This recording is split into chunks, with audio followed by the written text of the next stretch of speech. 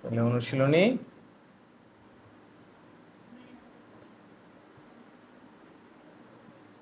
9.6 6 নম্বর। এদিকে দেখো, কোশ্চেন 6 আমাদের দেওয়া আছে 6-এর 1 y equal to sine x হলে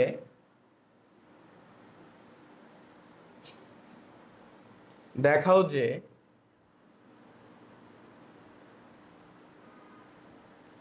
y4 minus y equal to 0।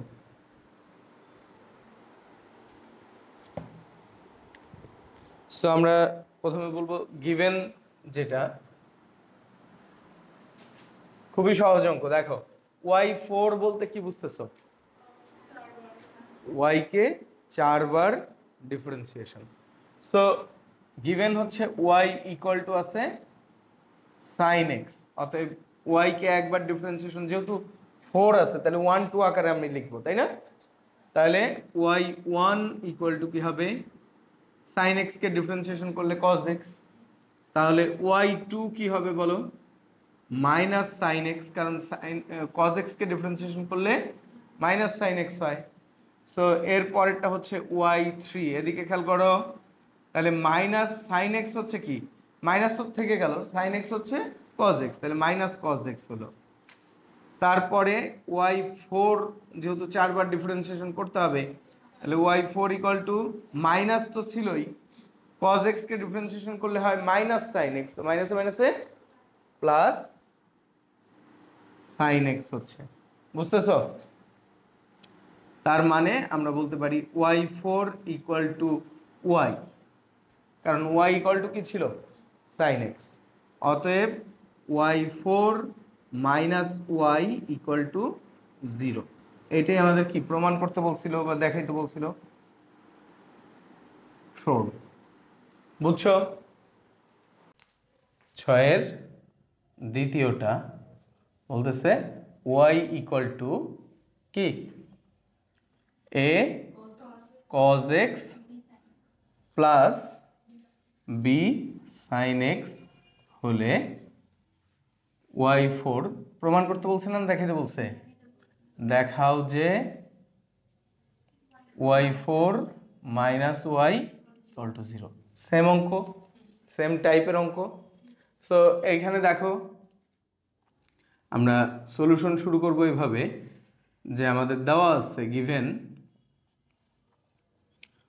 y equal two কত? a cos x plus b sin x, তাই তো? অতএব y1 ইকুয়াল টু কত হবে? 4 বার ডিফারেন্সিয়েশন করতে হবে, দেখি বুঝতেছি। তাহলে a তো সহগ, এটা মাইনাস a sin x হবে প্লাস b cos x হবে, বোঝা যায়? y2 দ্বিতীয়বার ডিফারেন্সিয়েশন করলে কি হবে? মাইনাস তো আছেই, a আছে, sin x কে ডিফারেন্সিয়েশন করলে cos x প্লাস মাইনাস হয়ে যাবে, কারণ b সহগ থাকলো, cos x কে ডিফারেন্সিয়েশন করলে মাইনাস sin x হয়। বুঝতেছো? এবার তৃতীয়বার ডিফারেন্সিয়েশন y3 ইকুয়াল টু কি হবে? এটা হয়ে যাবে cos x টা এবার কত হবে? মাইনাস মাইনাসে প্লাস হয়ে a sin x হয়ে যাচ্ছে। cos x মানে মাইনাস sin x, তো মাইনাস মাইনাসে প্লাস হয়ে গেল, মাইনাস b আছে থাকবে, sin x হয়ে যাবে cos x। এরপরে y4 যখন, তখন দেখো আবার সেই আগের জায়গায় ফেরত আসতেছি, sin x হয়ে যাচ্ছে কত? a cos x, মাইনাস আছে, b আছে, cos x হবে মাইনাস sin x, তো minus minus plus sin x। দেখো তো y ফেরত আসছে না? সো আমরা এবার লিখতে পারি y4 ইকুয়াল টু y, অতএব y4 minus y equal to 0। এটাই সরু। বুঝতেছ? 7 নম্বরে কি দেওয়া আছে? cos 3x, তাই না? cos 3x এর n তম অন্তরজ নির্ণয় করো। cos 3x এর n তম অন্তরজ নির্ণয় করো। এনতম অন্তরজ মানে কি? বিষয়টা হচ্ছে যদি এটাকে আমি ওয়াই ধরে নেই, তাহলে ওয়াই ইকুয়াল টু যদি কজ এক্স হয়, কজ 3x, এটা যদি হয় আমাকে ওয়াই এন বের করতে বলতেছে। বুঝতেছো কথা? এনতম, 1 মানে প্রথম, 2 মানে দ্বিতীয়, তৃতীয়, চতুর্থ, এরকম চতুর্থ পর্যন্ত তো করলাম আমরা এর আগের অঙ্কে। ওয়াই এন বলতে কি, মানে এনতম অন্তরজ বলতে ওয়াই এন বের করতে বলতেছে। বুঝতেছ? সো আমরা এখানে একটু সিমিলারিটির সাহায্য নিব। তো আমরা বলবো সলিউশনের শুরু করবো এইভাবে, যে দেওয়া আছে যেটা গিভেন কত, ওয়াই ইকুয়াল টু দেওয়া আছে কজ 3x। হ্যাঁ, এটা লেট বলটাই ভালো, late.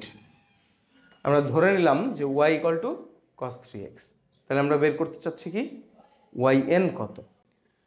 Y equal to cos 3x আছে, তো আমরা এটাকে যখন একবার ডিফারেন্সিয়েশন করব y1, তখন এটাকে বলবো -3 sin 3x, তাই তো? cos 3x হচ্ছে sin 3x, 3 আসতেছে, কিন্তু এটাকে আমরা কজে আবার নিয়ে যাব।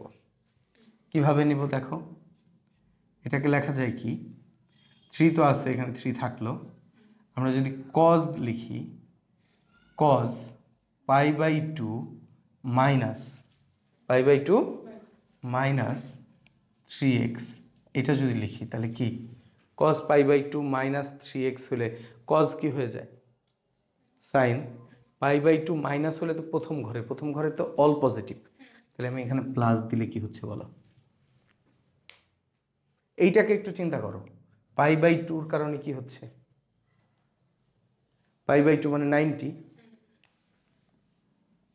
90 প্লাস, মানে এটা কার ঘর, সাইনের, কস সেখানে কি নেগেটিভ, তাহলে π/2 এর জন্য কসটা সাইন হচ্ছে, আর এই প্লাসের কারণে যেই ঘরে চলে গেছে ওই ঘরে কসটা কি নেগেটিভ, তাহলে এইটাকে ভাঙাইলে তুমি এইটাই পাবা, -3 sin 3x, এরকম আসবে না? বুঝতেছো? সো এর পরেরটা দেখো, তাহলে y2 ইকুয়াল টু আমরা কি বলতে পারি, এখন ডিফারেন্সিয়েশন করব কোনটাকে, এইটাকে, তাহলে কি আসতেছে বলো, 3 তো আছেই, cos 3x, cos এইটাকে ডিফারেন্সিয়েশন করলে কি হবে, sin π/2 প্লাস 3x, কিন্তু এটা তো x না, এটাকে ডিফারেন্সিয়েশন করলে আবার আমরা কি পাই, এটাকে এটা মাইনাস আসবে না একটা, কজকে ডিফারেন্সিয়েশন করতেছে, তাহলে -3 তো সহগ ছিল, সাইন, এটা কি আসলো, cos π/2 প্লাস 3x কে ডিফারেন্সিয়েশন করে sin π/2 প্লাস 3x হলো, কিন্তু এটা তো x না, এটাকে ডিফারেন্সিয়েশন করে আরেকটা 3 আসতেছে, এটার উপর আবার স্কোয়ার চলে আসে না?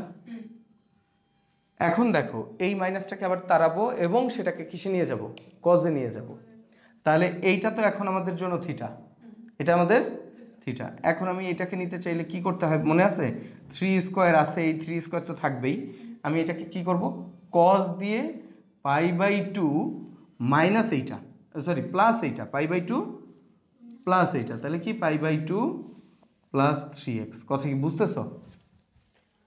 আগের কাজই করছি, π/2 প্লাস থিটা করলে সেটা সাইন থিটা হয়, সরি π/2 প্লাস থিটা করলে মাইনাস সাইন থিটা হয়, এখানে মাইনাস আছে, সেই মাইনাসটা বাদ দেওয়া যাচ্ছে, তাহলে cos π/2 প্লাস থিটা করলে সেটা মাইনাস সাইন থিটা হয়, তাহলে এইটা আর এটা একই জিনিস না? এখন আমি বোর্ডের সুবিধা নিয়ে এই জায়গায় এই দুটাকে যোগ করলে কি লেখা যায়, 2π/2, কি লেখা যায়, 2π/2, বুঝতেছো? 2π/2 প্লাস 3x, এভাবে লিখতে পারি আমরা। সো এটা হয়ে গেল, এরপরে আরেকবার ডিফারেন্সিয়েশন করো, y3 ইকুয়াল টু, তাহলে এবার এটাকে ডিফারেন্সিয়েশন করলে 3 স্কোয়ার আছে, cos x কে ডিফারেন্সিয়েশন করলে কি হবে, মাইনাস সাইন 2π/2, বুঝতেছ, প্লাস 3x, এটা আছে, কিন্তু এটাকে আবার আমি ওই ফর্মেটে নিতে হইলে, ও এখানে আবার এটা তো x না, এটাকে ডিফারেন্সিয়েশন করে এর সাথে গুণ করলে আরেকটা 3 গুণ হবে এর সাথে, তাহলে এখানে +1 দিয়ে দেওয়া যায়, তাহলে ফাইনালি আমি পাচ্ছি কত, 3⁻³ সাইনকে যদি মাইনাস সাইনকে যদি আমার কজে নিতে হয়, তাহলে minus sine theta equal to কি, কজ π/2 প্লাস থিটা, থিটা এখন কত, 2π/2 প্লাস 3x, বুঝা যায়? সো এইটাকে আমি এর পরের লাইনে যোগ করলে কত পাচ্ছি 3π/2 এই দুটাকে আমি যোগ করে দিচ্ছি কথা কি বুঝো তাহলে আমি এখানে লিখতে পারি কত 3π/2 প্লাস 3x বোঝা যায় সো এই তিনটা থেকে এখন আমরা সিদ্ধান্ত নিব যখন এইখানে 3 তখন এইখানে কত পাচ্ছ 3 টু দি পাওয়ার কত আসতেছে 3 যখন এখানে 3 তখন π/2 এর সাথে কত আসতেছে 3 বোঝা যায় সো অতএব এখানে ডট ডট ডট দিলা দুইটা তিনটা অতএব আমরা yn হলে এখানে যখন n হবে তখন 3 এর উপরে কত বসবে n 3 এর উপরে n cos এর ক্ষেত্রে কি হবে cos nπ divided by 2 plus 3x বুঝছো না বুঝো নাই এইটাই এটার nতম ডিফারেন্সিয়েশন এটাই অ্যান্সার বুঝছো পারা যাবে তাহলে আমরা এইভাবে 3 বার বা 4 বার ডিফারেন্সিয়েশন করে সিদ্ধান্তটা নিব যে কি হবে